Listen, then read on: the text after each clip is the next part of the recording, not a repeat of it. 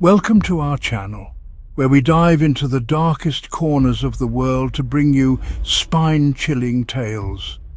Tonight, we're dimming the lights and stepping into the grand, eerie world of haunted theatres.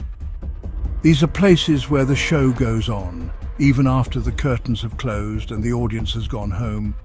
We have something truly special for you, 3 creepy legends from haunted theatres that will make your skin crawl. So, dim the lights, sit back and prepare to be terrified.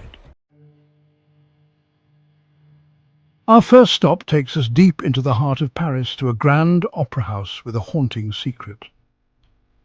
It's not the music that chills the blood here, but the legend of the phantom, a mysterious figure said to haunt the building's shadows. Imagine, if you will, the opulent balconies, the plush velvet seats, the air thick with anticipation. Now picture this. A hush falls over the crowd as a single figure takes the stage. She's a young soprano, her voice as pure as an angel's, her talent undeniable. This is Christine, the opera house's rising star. And tonight, she's about to learn that some performances have a terrifying price. As Christine's voice soars through the rafters, a presence makes itself known. Whispers of cold air snake through the balcony, unseen hands tug at curtains, and props fall mysteriously from the rafters. The phantom is here. You see, the phantom, they say, was once a brilliant composer, hideously disfigured and forced to hide his face behind a mask. He lurks in the shadows of the opera house, his heart consumed by a burning obsession for Christine. He tutors her in secret, his voice a chilling whisper in the darkness, promising her fame beyond her wildest dreams. But the phantom's affection is a double-edged sword, a possessive love that can only end in tragedy. As Christine's star rises, the phantom's jealousy grows, his presence becoming more menacing, his actions more desperate. Stagehands report seeing a shadowy figure lurking in the wings, his eyes burning with a cold fire. Doors slam shut on their own, lights flicker, and a chilling laughter echoes through the empty halls. One night, during a performance of Faust, the phantom makes his move.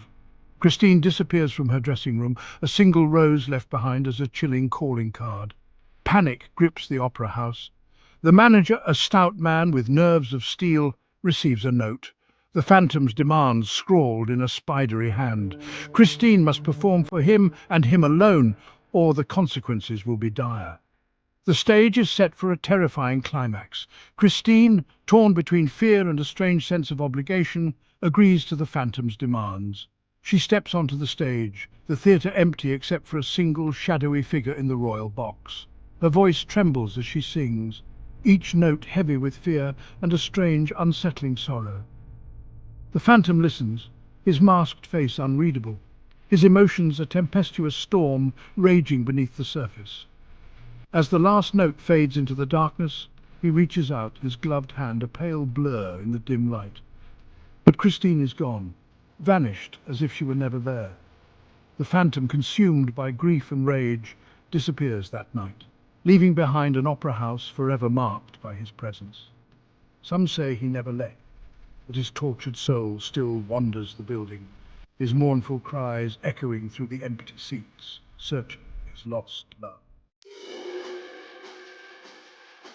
Our next tale of theatrical terror takes us to the bright lights of Broadway, to the Majestic Theatre, where a vengeful spirit seeks his final curtain call. Picture this. The year is 1921, the height of the roaring 20s.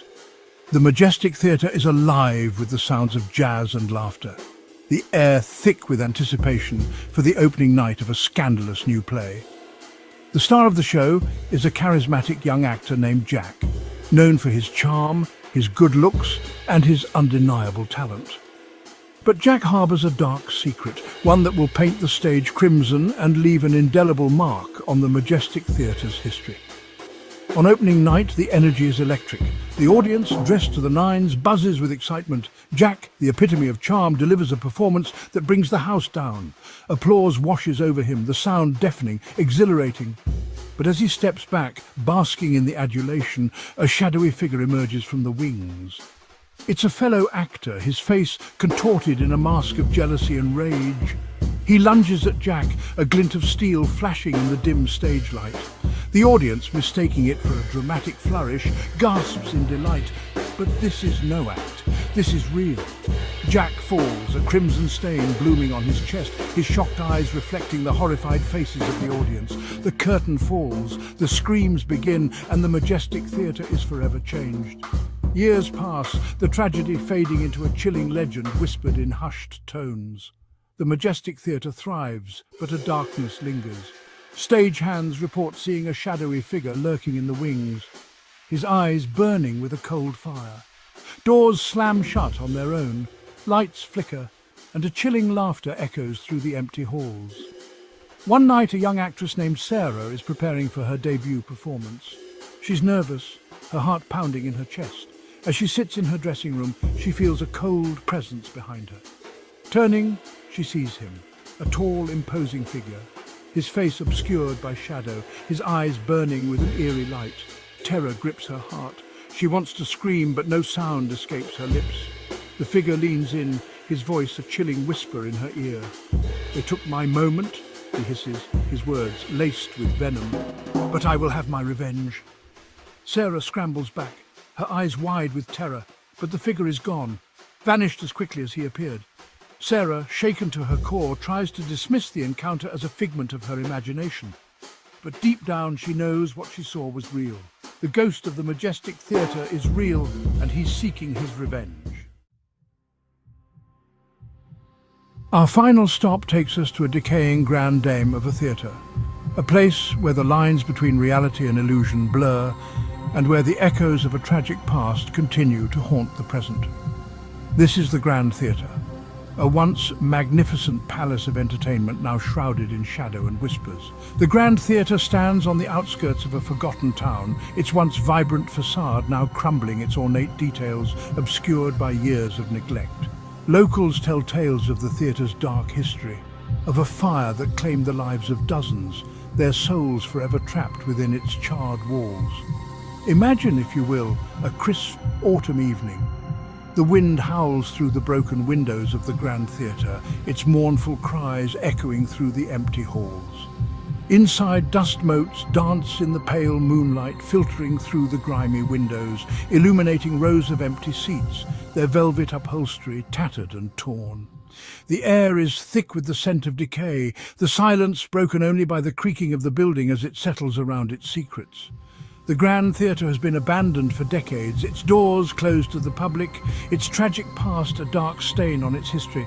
But some say the show goes on, a spectral performance for an audience of shadows. They say the spirits of those who perished in the fire still walk the halls, their mournful cries echoing through the empty theatre. A group of teenagers, their curiosity outweighing their fear, decide to explore the abandoned theatre. Armed with flashlights and a healthy dose of bravado, they step through the creaking doors and into the darkness. The air inside is heavy, oppressive, charged with an unseen energy. The teenagers laugh nervously, their voices echoing in the stillness.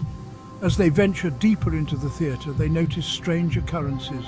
Cold spots send shivers down their spines, the temperature plummeting without reason. They hear whispers, disembodied voices seeming to emanate from the very walls themselves. The air grows thick with the scent of smoke, even though there's no fire in sight. One of the teenagers, a girl named Emily, feels a cold hand brush against her cheek. She gasps, spinning around, her flashlight beam cutting through the darkness, but there's no one there. Fear, primal and consuming, begins to grip their hearts. The teenagers, their bravado gone, decide to leave, their footsteps echoing on the hard floor as they retrace their steps. But the theatre has other plans.